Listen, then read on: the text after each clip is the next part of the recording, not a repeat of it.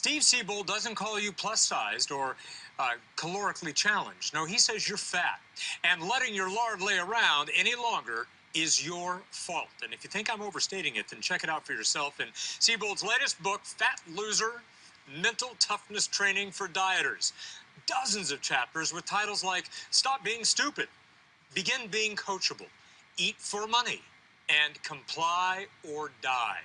And here he is, Steve Siebold, here to explain, and I think for many of you out there, probably also to defend what I found to be a pretty harsh approach in this book. And by the way, that's not really just my opinion. I mean, look at the back of the book.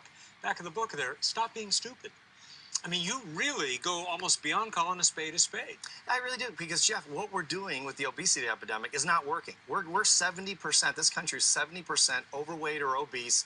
So the CDC in Atlanta says by 2027 it'll be 90%. So we've got to stop doing this. We're killing ourselves. You say in your book that the American Medical Association in 2013 declared obesity a disease, and that was the single most irresponsible thing they have done to date. That's right. It's not a disease. We don't wake up and go, oh my God, I'm 100 pounds overweight. What happened? Last night I wasn't. I gained 100 pounds. I have this disease. That's what disease is. It happens. This is something we do to ourselves, Jeff. This is behavior. Well, but then there's so many people out there, and I guess, I mean, I understand from the drill sergeant standpoint, you are a get tough kind of guy, and there are some amazing points in this book. But I just think about the compassion for people who suffer from depression, who don't have the same strength that Steve Siebold has to get up and just do it. Right, and it's not for those people. The book is not for those people. They need therapy. They need help, and I do have compassion for those people. There are a percentage of people. It's a very, very tiny percentage of people who gain weight because they have some kind of psychiatric disorder or they have an eating disorder or something like that. I'm talking about the rest of us, you, me, and the masses who are just doing this to ourselves. And that's really what the book is for, who the book is for. Now, you don't come at this from a medical background. No. You don't have you used to be an athlete. Right. Tell me about your story. I was a professional tennis player, and then I started studying mental toughness because I figured that's the one thing I really had to get better at to be a better athlete. Then I started working with professional athletes and large corporations, and that's what I do today. Well, but wait a minute. But you left out the most important part. You got fat. Oh, well, that's how I got into this topic. Yeah, I was on the road so traveling something around. went wrong with you. Yeah, I wasn't paying attention, and it's easy to do, you know, and I was traveling around the world giving speeches and doing interviews and like this and that kind of thing, and all of a sudden I'm 40 pounds overweight. My doctor says, you're a mental toughness coach. What's wrong with you? Fix this. And it took me 12 weeks, and I fixed it, and that was it. It was over. All right, now self-responsibility. There are dozens of chapters in this book. Every chapter, by the way, is 2 pages long.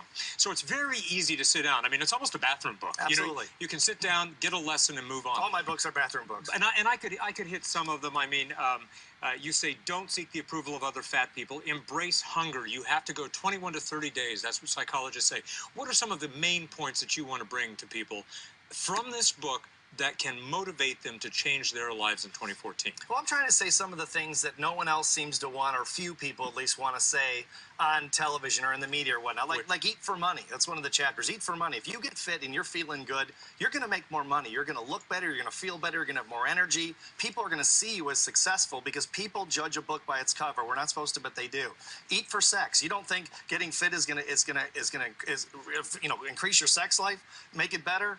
You're delusional. Of course it's going to happen. And these types of things that no one is really addressing because we're such a politically correct, puritanical society that people don't have the guts to say these things in the media. What do you say? What do you say to people who are bigger than you and me, who say you kind of sound like a hater? I mean, you're not at all. I'm a lover. As a matter of fact, I love people, and that's why I wrote this book. But I get 3 death threats. You know, one time I did a show in New York, I got 3 death threats. I mean, I get a lot of hate mail from people say the same thing as you're saying, and I'm actually the other side. I love people, and I don't want people to die by their own undoing with a knife and fork, and that's what people are doing to themselves, and something has got to change, Jeff. So it's not working. What we're doing is not working.